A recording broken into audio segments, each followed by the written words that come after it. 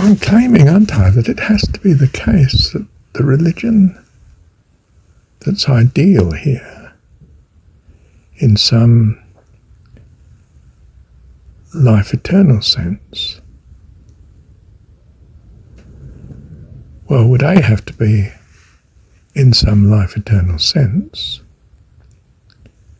and have the same values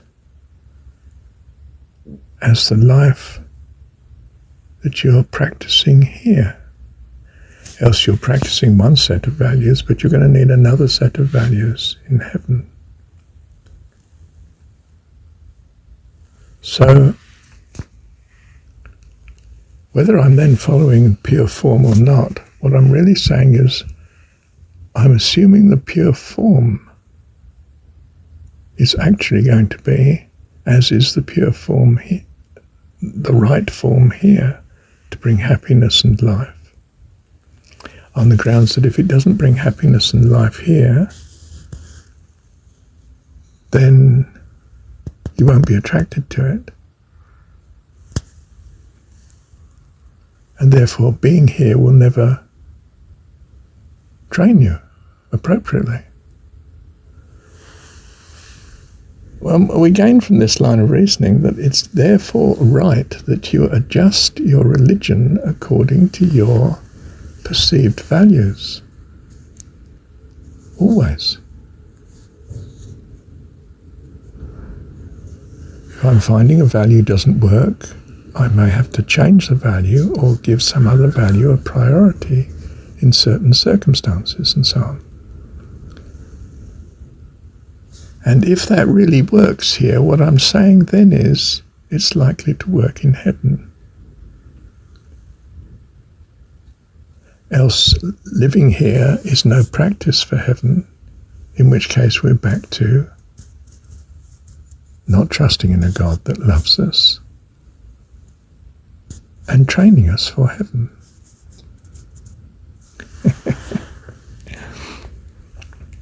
So Marshall comes in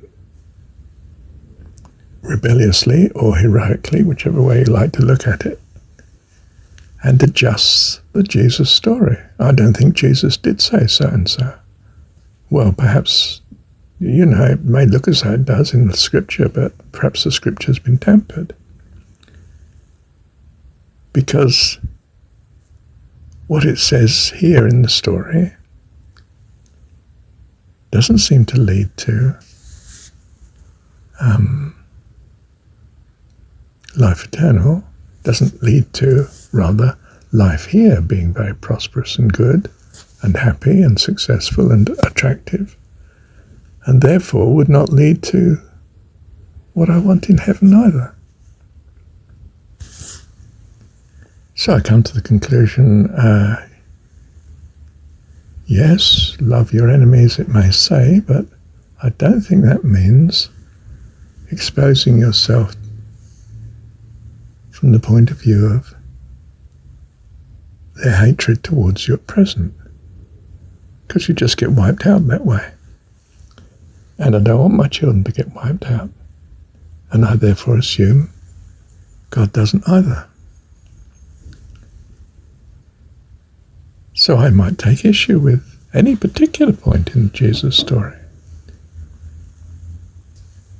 Are there any points in the Jesus story you're not taking issue with? Yes. I find it most likely to work that God is, assuming God is all-powerful and all-powerful enough, and all-loving to look after me into life eternal, and that he's able, therefore, to give me life eternal and will. Now I assume such things about God as I see as consistent with that. Unless I find that assuming such doesn't quite work, in which case I have to revise. Say now, that can't be quite right here, let's think. So if he says my words are spirit and they are life, well, yes, that sounds like a step to go in the right direction, but it doesn't seem to be the words that some of the words that are written here. Now, therefore I won't follow those words.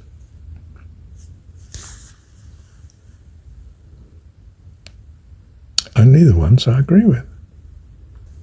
And practicing such, being dedicated to such, loving such, the personification of such, I find out whether it seems to be right or wrong here, and adjust my values accordingly yet again. So I don't expect to have, a perfectly glorious, joyous life with no problems here until I've really sorted it all out. And even then it may be the case that you get problems, but God has it that they're sorted out okay. But are some passing difficulty, but not too much, or I will start to think I'm on the wrong track. Now, overall, of the things I can simplistically value, trusting that God is all-powerful and all-loving seems to work very well. Not perfectly. I still get various problems. I might get persecuted. Does that mean I simply put up with being persecuted? No, I try to find ways around it, because God doesn't want me to be murdered by people that hate me.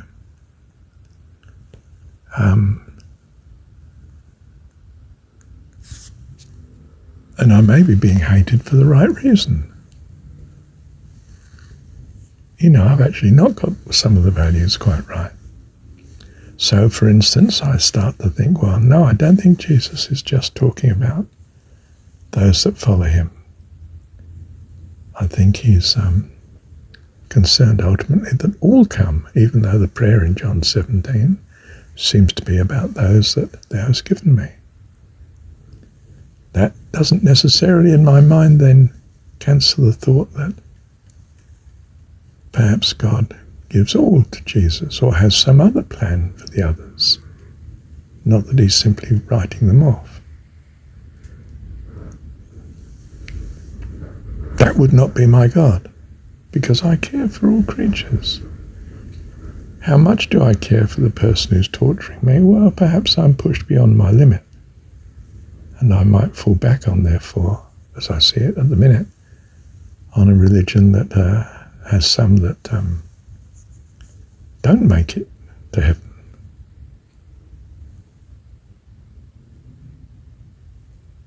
But I don't want to assume that, and I don't want to guess that I've got it right. So you could say, in the Christian sense, I'm non-judgmental. But in fact, Christians turn out to be extremely judgmental, because they have to be. How do you protect the fellowship if you have people that want to destroy it in your congregation? That's a problem. So they do separate themselves from evil, of course, and in fact other things in the scripture suggest that they should, so they do.